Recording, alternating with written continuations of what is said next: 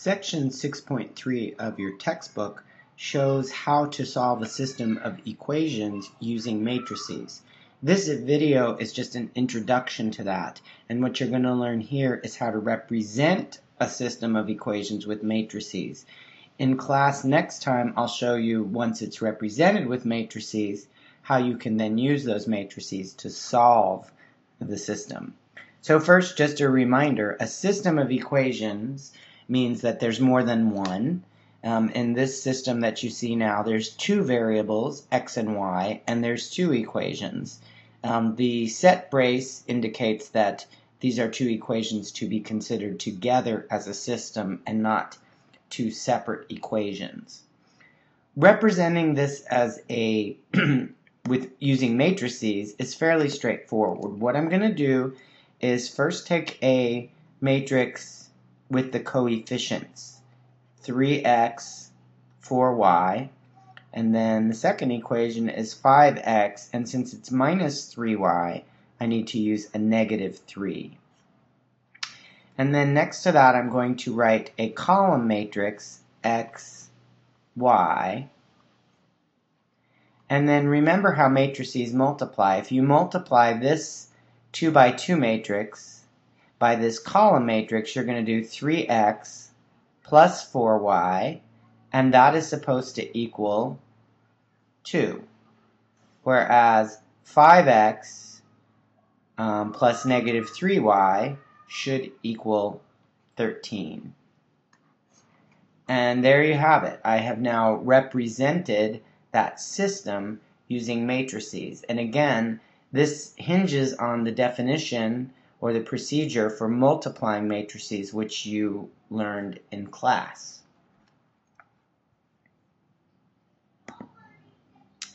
This next example, same exact idea, but now notice that there's three equations and there are three variables, x, y, and z.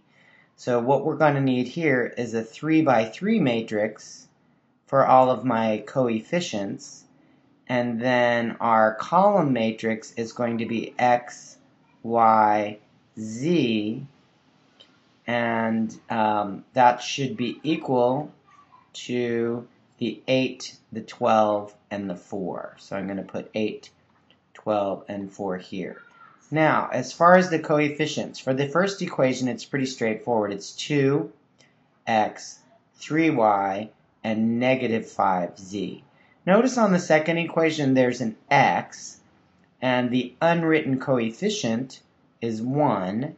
Then there's a minus y, which means the unwritten coefficient is negative 1.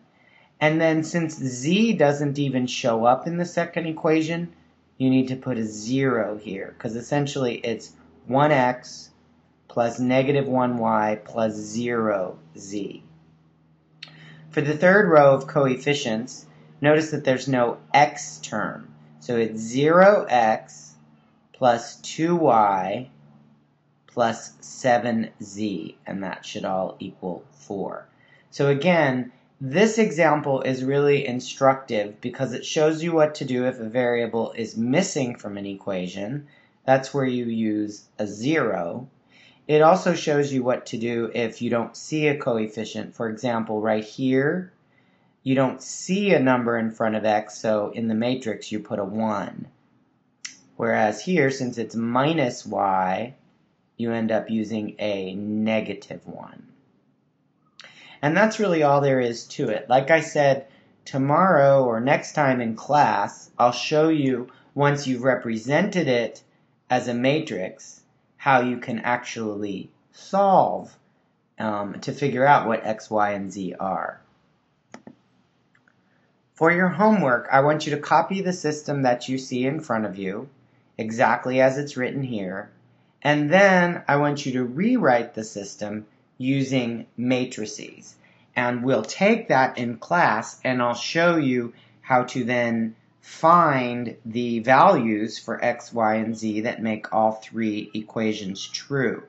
I actually challenge you to try to find the values without knowing the procedure. It's not very easy to figure out what x, y, and z have to be to make all three statements true. But if you figure that out, Good job.